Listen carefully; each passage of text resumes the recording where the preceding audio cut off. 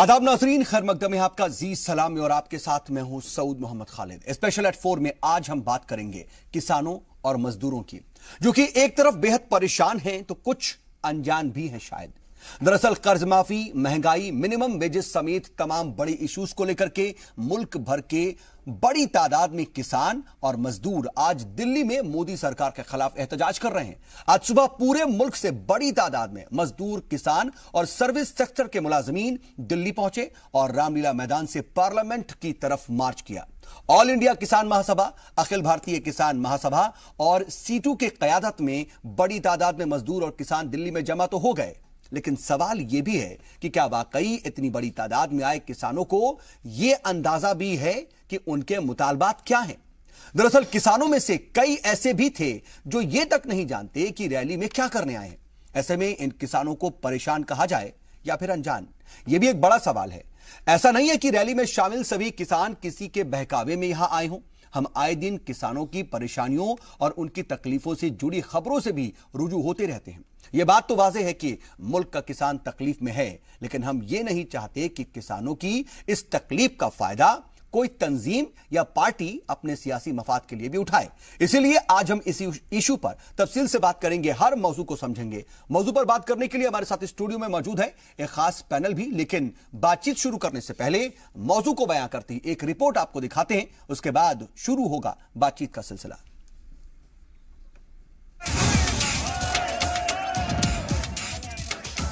महंगाई, minimum support price और कर्ज माफी समेत कई बड़े इश्यूज को लेकर के मुल्क भर के किसान आज राजधानी दिल्ली की सड़कों पर मोदी सरकार के खिलाफ हल्ला बोल रहे हैं। किसानों का यह एहतजाज रामलीला मैदान से शुरू होकर के संसद मार्ग पहुंचा। इस मुजाहिरे में पूरे मुल्क से आए किसान यकजा हुए हैं। यहां तक कि सैलाब मुतासिर केरल के किसानों ने भी यहां एहतजाज किया। दिल्ली की सड़कों पर सुबह जबरदस्त जाम लग गया, क्योंकि इतनी बड़ी तादाद में लोगों के पहुंचने का अंदाजा किसी को भी नहीं था। मार्च में मौजूद किसानों का कहना है कि सरकार को किसानों की भलाई के लिए सोचना चाहिए, क्योंकि यह जरूरी नहीं कि सरकार जो स्कीम किसानों के लिए बनाए वो सही ही हो। हम इसलिए आए हैं कि इस मोदी सरकार ने बड़े लंबे चौड़े भाषण दिए और वादे किए थे कि मैं आम जनता के खाते में 15 लाख रुपए पहुंचाऊंगा, काला धन वापिस आएगा, पशुधन को मैं बिल्कुल एक जज्बे के साथ ठीक करूंगा और मैं लाभकारी मूल्य दूंगा, स्वामीनाथन आयोग को लागू करूंगा। कुछ नहीं किया, हमें धोखा दिया। इसलिए आज पूरे देश के मजदूर, किसान, व्यापारी सब यहाँ आए हैं और ये अपनी मांग रख रहे हैं कि किसानों के कर्जा हो गया। कई घोषणाएं करी, उसमें सब में धोखा दे रहा है। अब अनाज की रेट किए बढ़ाई है इसने, लेकिन वो भी फिरका है। बढ़ाने के लिए इधर तो घोषणा कर दी, लेकिन वहाँ लागू नहीं है, तो ये तो धोखे पट्टी हैं। हर चीज का धोखा है। अब सरकार के खिलाफ रैली हो और इसमें सियासी रंग ना दिखे, ये तो हो ही नहीं सकता। किसानों की रैली में पहुंचे सीपीआईएम के जनरल सेक्रेटरी सीताराम येचुरी ने मोदी सरकार पर जमकर हमला किया। उन्होंने कहा कि अवाम के अंदर काफी गुस्सा है और सरकार ने अवाम को धोखा दिया है। येचुरी ने कहा कि अब अच्छे दिन तभी आएंगे जब ये सरकार जाएगी। मांगे तो बहुत साफ है। किसान आत्महत्याएं कर रहा है, आत्महत्याएं बढ़ रही हैं। वो अन्नदाता है देश का, वो पैदा करता तभी तो हम खाते हैं। अब उसी को मरवाने की ओर अगर ले जा रही है सरकार, तो इसको दुरुस्त करना है। कैसे हो सकता है? एक न्यूनतम दाम दो। आपने वादा किया, खर्चा कितना होगा आपके उत्पादन का, उसका 1.5 गुना दोगे, उससे मुकर गए। 4 साल हो गए। आपने वादा किया एक बार कर्ज माफी करेंगे, नहीं, उल्टा आप कर्ज माफी कर रहे हो बड़े बड़े पूंजीपतियों को और अपने दोस्तों को, जो पैसे लेकर लूट कर विदेश चले गए और कुछ नहीं कर पा रही है सरकार। यानी अपने देश के अन्नदाताओं को बचाने के लिए सरकार ये कदम नहीं उठाया। एहतजाज में शामिल तंजीमें कह रही हैं कि आजाद हिंदुस्तान में पहली बार सरकार के खिलाफ रैली में किसान और मजदूर एक साथ हिस्सा ले रही हैं। किसान चाहते हैं कि ठेका मुलाजिमीन को उसी की जगह पर पक्का किया जाए और रोजगार के मौके बढ़ाए जाएं। किसानों को फसल की कीमत से 50% से ज्यादा दाम मिले और खराब जमीनों को बेहतर बना करके बगैर जमीन वाले किसानों को जमीन मिले। सभी के लिए तालीम, सेहत, मकान और समाजी तहफ्फुज भी मिले। लेबर कानूनों में मजदूर मुखालिफ फेरबदल ना किए जाएं, साथ ही पेट्रोल, डीजल और रसोई गैस की कीमतें कम करने समेत कई दूसरे मुतालबात भी किसान कर रहे हैं। ब्यूरो रिपोर्ट, जी सलाम। तो किसान परेशान है या अनजान? दरअसल सवाल ये इसलिए है क्योंकि हम ये जानते हैं कि तकरीबन हर सियासी पार्टी कहीं ना कहीं किसानों से जुड़ी होती है। उसका एक किसान मोर्चा होता है, वो किसानों की फलाह बहबूद की बात करती रहती है। इसके अलावा किसानों का खैरख्वाह होने के लिए भी तमाम तंजीमें सामने आती हैं। वो कहती हैं कि हम किसानों के लिए लड़ रहे हैं, और तमाम सो कॉल्ड किसान नेता भी बहुत से नजर आते हैं जो किसानों की लड़ाई लड़ने की बात करते हैं।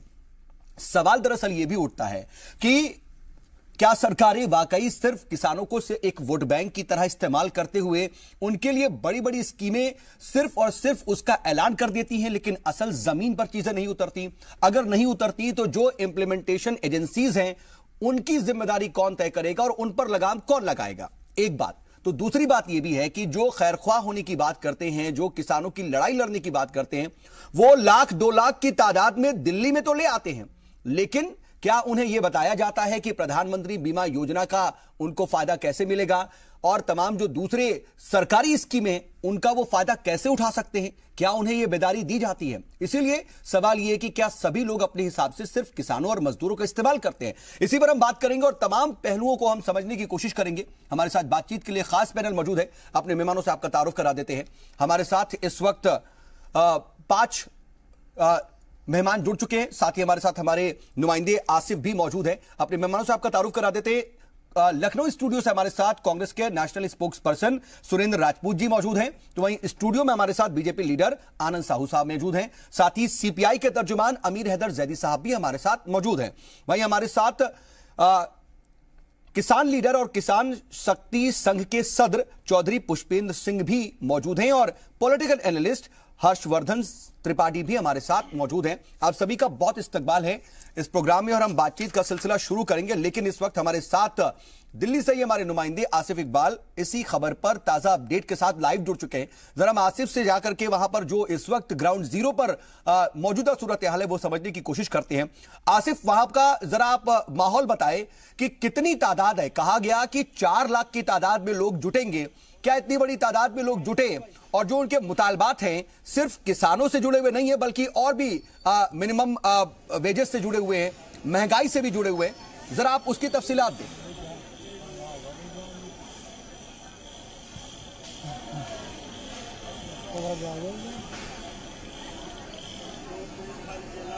जी आसिफ, देखिए, ठीक है जी,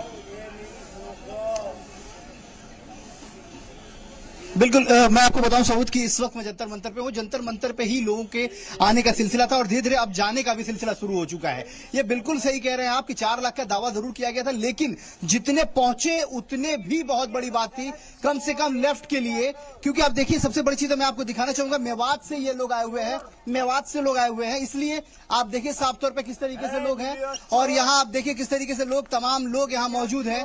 आप देखिए ये सभी लोग अपनी अपनी बातें रखने के लिए आए हैं। हमारे साथ मेवात से भी बहुत सारे लोग हरियाणा से, वो उनसे बात कर लेते हैं। आप लोग यहाँ कितने लोग आए हुए, कब से तैयारी थी आप लोग, क्या मांग क्या है? हम मेवात से, जिला मेवात 9 से आए हैं और लगभग हमारे 250 ASHA worker, anganwadi, mid day meal और चौकीदार, भवन निर्माण का मजदूर, एजुकेट चौकीदार और इस तरह का तमाम मजदूर हम आए हैं।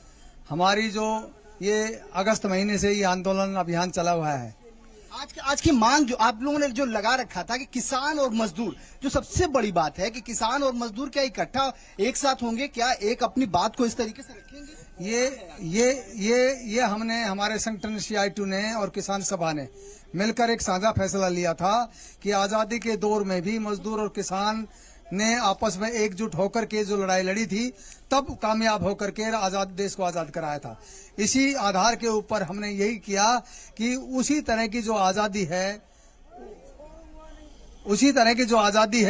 वो आजादी जो आई थी, वो आजादी न रह करके लोगों के साथ अत्याचार होने लग रहे हैं, लोगों के साथ जुल्म होने लग रहे हैं, अधिकारों का हनन होने लग रहा है और कानून जो अंग्रेजों के समय में जो लड़के कानून बनवाए थे, उन कानूनों को दोबारा से खत्म किया जा रहा है, खत्म करने की योजना है, खत्म कर दिया गया है। इस चीज से जो औरतें आई हुई हैं, जो खास तौर पे आप देखिए, ये जो औरतें आई हैं, इनको क्या दिक्कत, क्या परेशानी है, ये लोग यहाँ पे क्यों, हम इन्हीं से पूछ लेते हैं। आप लोग यहाँ क्या करने आई हैं, क्या किस बात को रखने आई हैं? हम यहाँ आए पैसा बढ़ाने के लिए।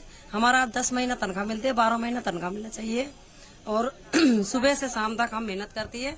और आप लोग क्या दिक्कत, क्या परेशानी है? परेशानी की बात है सर, तनख्वाह ना मिले ढंग से, काम ज्यादा कर रहे हैं, हम ज्यादा करती है, तनख्वाह नहीं मिलता। देखिए सऊद, साफ तौर पे ये जो लोग आए हुए हैं, देखिए हिंदुस्तान के कई कोने से आए थे, ये लोग जो मेवात से लोग हैं, ये लोग साफ तौर पे मेवात ऐसे भी माना जाता है कि सबसे पिछड़ा इलाका है, सबसे पिछड़ा जिला माना गया है, वहां से ये लोग हैं। ये लोग कह रहे काम हम लोग इतना करते हैं, लेकिन हमें जो तनख्वाह मिलनी चाहिए। आसिफ, हम ये भी आपसे जानना चाहेंगे कि इस पूरे एहतजाज पर सियासी रंगत कितनी देखने को मिली। हमने देखा कि सीपीआईएम के जनरल सेक्रेटरी सीताराम येचुरी तो वहां पर पहुंचे, उसके अलावा क्या और भी किसी तरह की सियासी तंजीम से जुड़े हुए लोग यहां पर पाए थे क्या?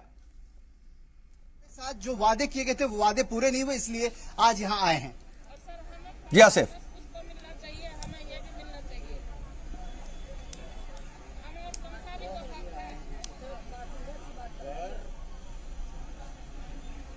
जी आसिफ,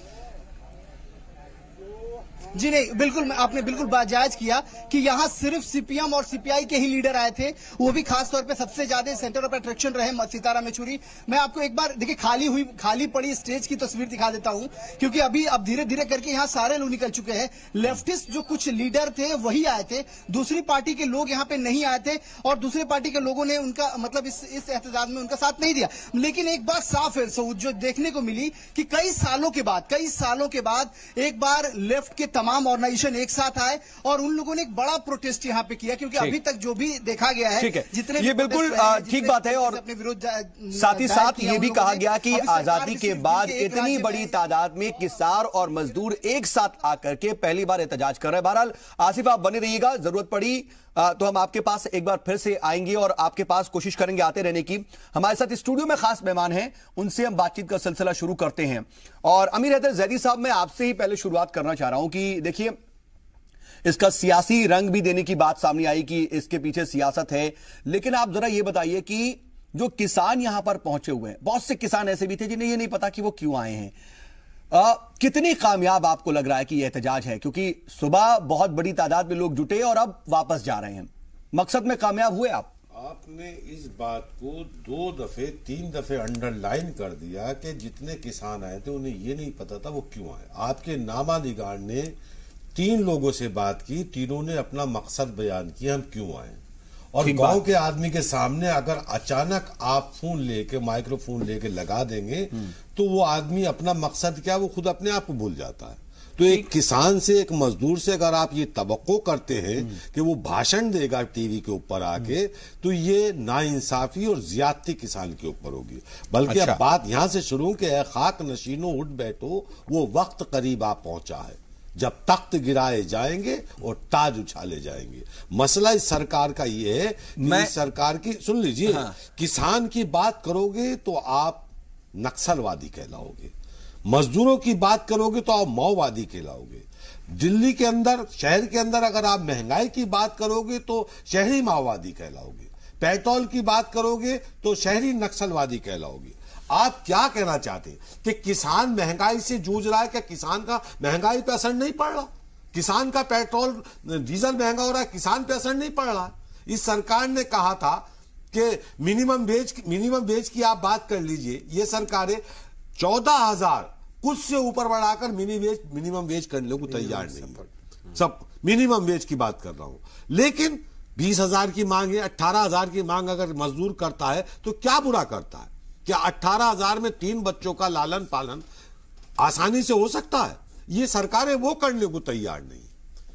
मिनिमम वेज के सपोर्ट प्राइस की बात करते हैं, जो इन्होंने गुमराह किया पूरे देश को। अगर आज मैं यूपी के गन्ना किसानों की बात करूं, गन्ना डाले हुए मई में खत्म हो गया, एक डाल दी गई है, गन्ना डाल दिया गया, आज तक किसानों को पेमेंट नहीं है।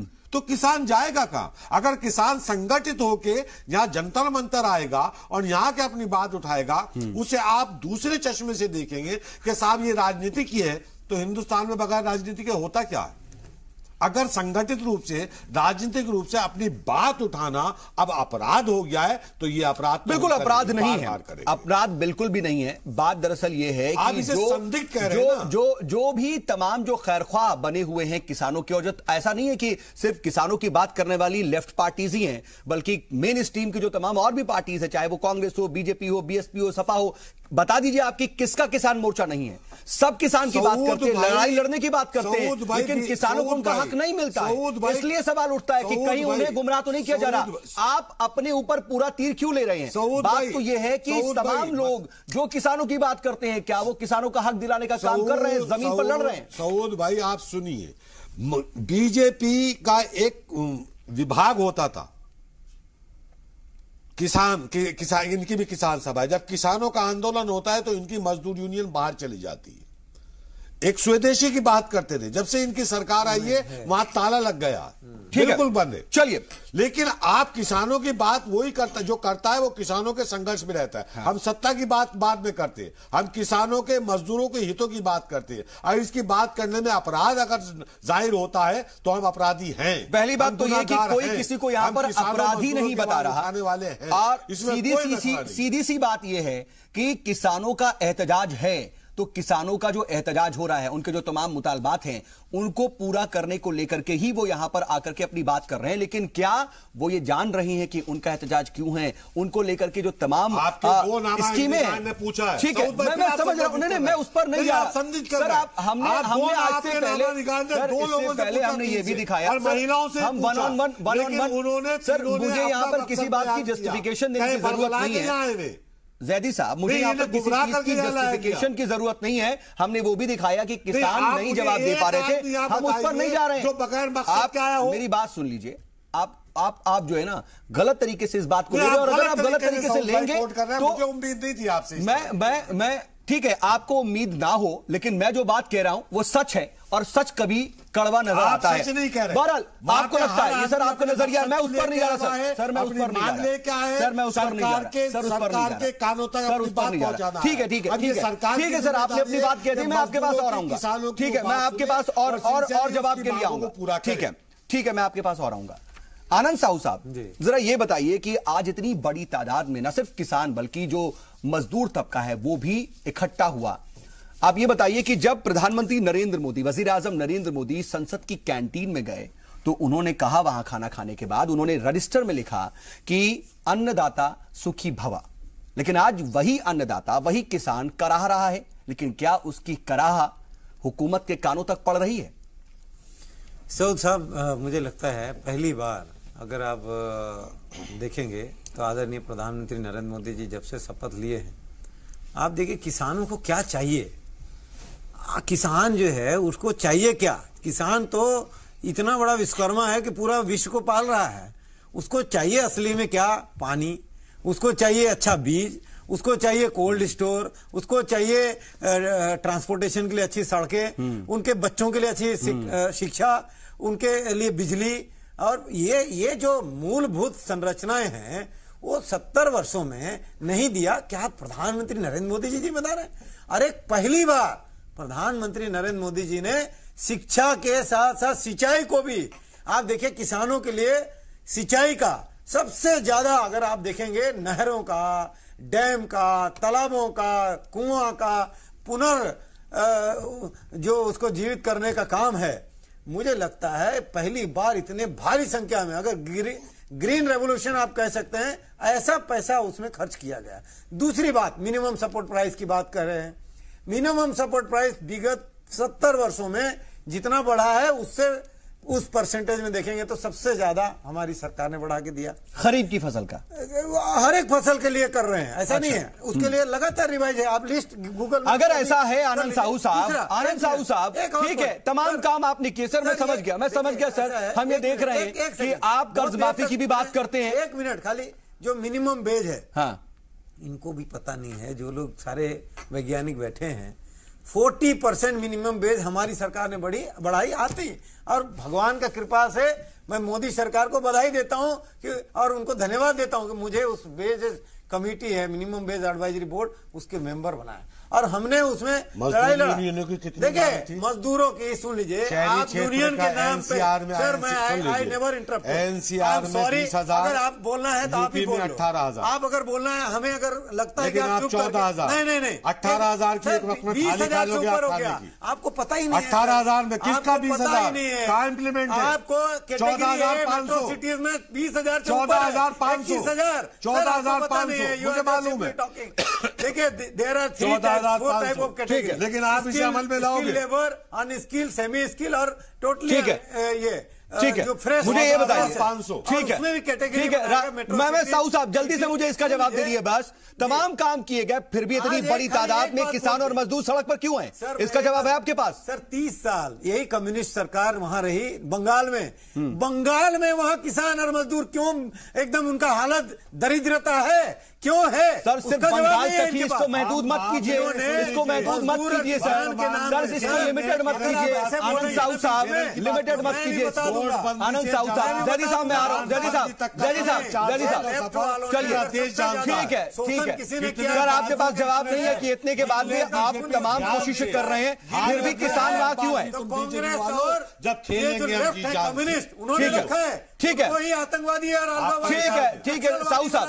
सुरेंद्र राजपूत जी मैं आपके पास आ रहा हूं। सुरेंद्र राजपूत जी ठीक है, आप दोनों के पास आऊंगा मैं। सर ठीक है, आता हूं मैं, आता हूं सर, एक मिनट। सुरेंद्र राजपूत जी, सवाल जब सरकार से पूछा जाता है तो वो अपनी हुसूलियाबियां गिनवा रही है, हम ये देख रहे हैं। आनंद साहू साहब मुझे आगे बढ़ने दीजिए। जरूरत है कि किसानों की बात ही ना की जाए, बल्कि किसानों के लिए काम किया जाए। हर सरकार ये दावा करती है कि हम काम कर रहे हैं, लेकिन यह भी देखना होगा कि वो काम पूरी तरह से जमीन पर उतर नहीं रहा। जो हमारी इंप्लीमेंटेशन एजेंसीज हैं उनकी जिम्मेदारी भी तय होनी चाहिए। सरकारें शायद इस पर ध्यान नहीं दे रही, और जो किसान के खैरख्वाह बने हुए हैं उन्हें भी अपनी असली जिम्मेदारी निभानी चाहिए, ना कि सियासी एंगल देकर के किसानों और मजदूरों का सियासी इस्तेमाल होने देना चाहिए। आज स्पेशल 4 में बस इतना ही।